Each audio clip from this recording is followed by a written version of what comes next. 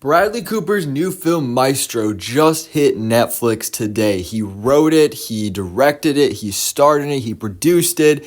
He's a one-man machine when it comes to this film. And Maestro, a couple months ago, I didn't even know this movie was being even made. I didn't know who Leonard Bernstein was, but I saw the teaser trailer come out and I was like, it'll probably be an Oscar contender. I'll watch the teaser trailer, see if I'm interested. But I watched that teaser trailer and just the beauty of what was being presented in black and white and the story that was promised here was really intriguing to me. It was something I was really looking forward to seeing. So this is a film I've really been looking forward to, even though, again, I know nothing about Leonard Bernstein. I don't know much about conducting or composing or anything like that, but I was looking forward to seeing this. And now today, actually watching it was an interesting experience because it feels like one complete story, but separated.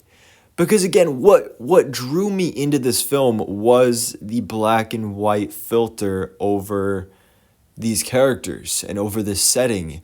And that was what really intrigued me from that initial teaser trailer. So I really enjoyed the beginning half of this film. It was like the first 40 to 45 minutes of this movie was in black and white. But then after that, we transitioned out of that into color. And it is supposed to, represent and signify like Leonard's change in perspective and all that. And I fully understand that. But I'm going to be honest, I didn't lose interest, but I definitely fell off a bit when we got into color. And as we got closer to the end of this movie, I loved what was done in black and white. It just felt so of that era, not only the look, but the acting. I mean, we'll talk about the acting more in a second, but everybody's performance, with that just like old timey voice was fantastic. I really loved that. Some of you may or may not know this, but I want to be a filmmaker myself, and I've written a couple screenplays here and there, but there's this one idea I have for something that would be done in black and white, and watching the beginning half of this film just gets me really, really pumped about that idea, and gets me back into that zone and that mood. So I think that's really exciting there, but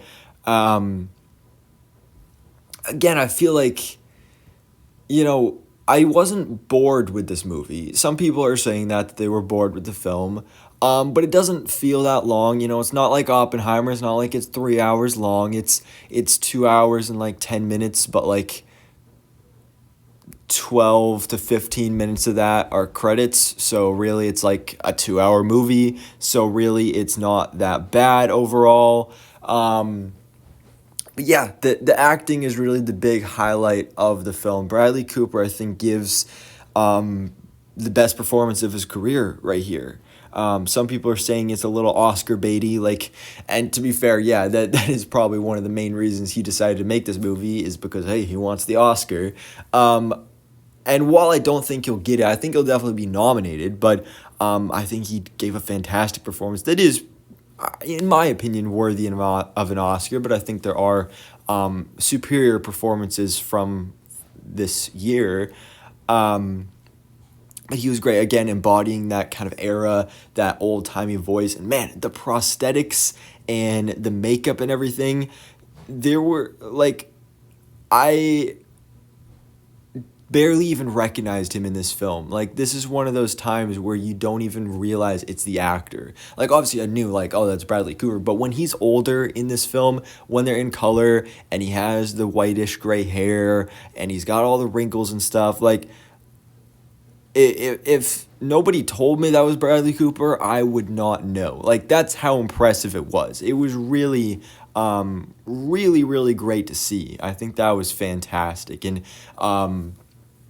his embodiment of Leonard Bernstein was really cool. Again, I don't know much about Leonard Bernstein prior to this movie, but kind of exploring his his story and his dynamic with his family, especially. Like um, I didn't expect to see his kids involved in this so much. But of course, the focus of the story is him and his wife. And Carey Mulligan gives a phenomenal performance.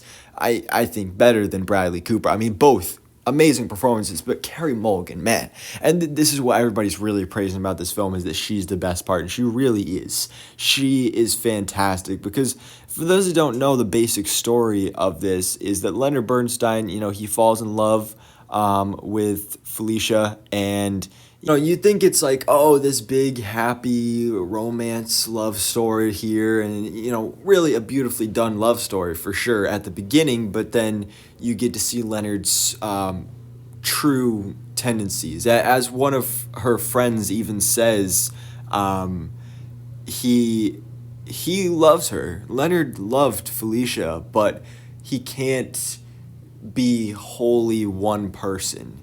He can't commit to one person. Basically, the big thing is he's got commitment issues. To be as basic as you can, he can't commit.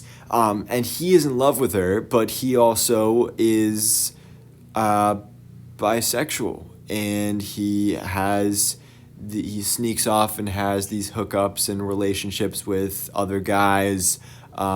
Which, speaking of that one, again, going back to the whole black and white section of this film, I really wish we had more time with him and Matt Bomer's character, because I really enjoyed their dynamic, and there was a lot of his relationships with the men in this film are really kind of surface level. Like, it's very much like hinted at and presented in a way where it's like, yeah, they got a thing, but you never really see it wholeheartedly, which, I mean, is definitely a choice. And I'm not saying I needed to see that, but I do wish at least that we saw maybe more with that, because just one line that really stuck out to me in this film was when he was talking to Matt Bomer's character and his wife, and actually he was talking to the kid, to their daughter or son, I don't know which one it was, and said, "Let me tell you a secret.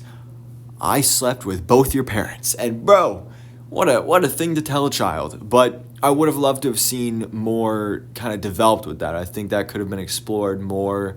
But the relationship, again, is definitely the centric part of this film. And some people may be going into this hoping for more of the conductor-composer side of things, but I'm glad that it didn't put too much on that. I mean, we get that great conducting scene towards the end of this film, which I watched Variety's Actors on Actors interview. Bradley Cooper did one with Emma Stone, and they talked a lot about specifically that conducting scene, how that took days of shooting to get that done, because he just couldn't get it right. He had to keep trying it over and over again. And also finding out, I highly recommend checking out that interview, because finding out stuff about, like, Bradley Cooper has always been interested in conducting. Since he was a little kid, he, had a little baton. He asked for a baton for Christmas one year and wanted to be a conductor. And I just thought that was so fascinating, and really adds a personal touch to his motivations to making this film. So I thought that was really interesting. But yeah, so overall, Maestro, I'm glad I watched it.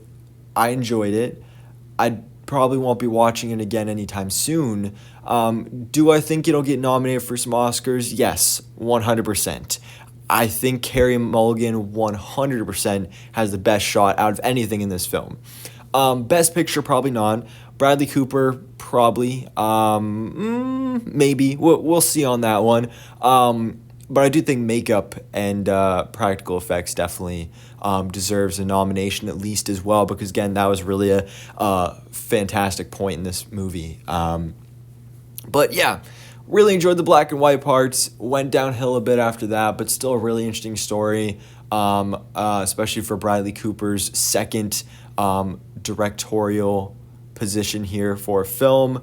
I thought it was pretty great, and this makes me want to go back and watch A Star Is Born because I haven't seen that before. So I definitely want to check that out sometime soon as well. But guys, what did you think? Did you see Maestro? Again, it's now streaming officially on Netflix. You can check it out for yourselves. If you did, let me know your own thoughts in the comments below. What did you think about the film? Do you think it'll be nominated for any Oscars? Let me know in the comments below. And thanks so much for watching. Please drop a like if you enjoyed this video and hit the subscribe button so I keep you up to date on everything that goes on in the movie life.